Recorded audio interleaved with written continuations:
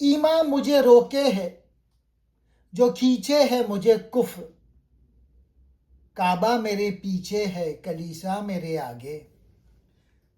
یہ شعر انسانی نفس کی کشمکش اور نئی دنیا کے درمیان پھنسے ہوئے انسان کی ذہنی حالت کی بہترین عکاسی کرتا ہے۔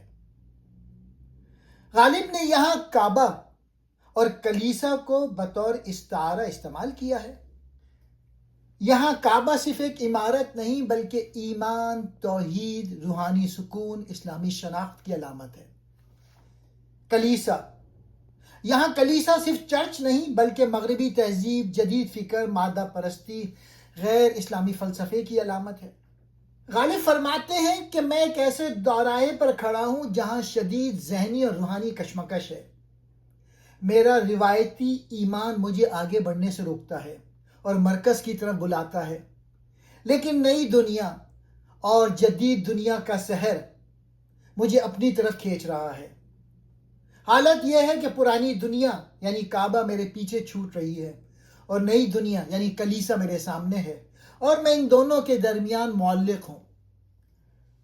غالب نے صرف 2 لائنوں میں انسان کی نفسیات، تہذیبی تصادم، روحانی بے چینی اور جدید مسلمان کی حالت سب کچھ بیان کر دیا ہے۔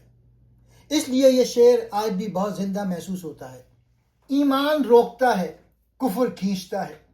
یہ وہ اندرونی جدوجہد ہے جو بہت سے حساس ذہنوں کو آج بھی گھنٹی دیتی ہے۔ دل تو کہتا ہے واپس لوٹ آؤ، مگر ذہن اور ماحول آگے کھینچتے ہیں۔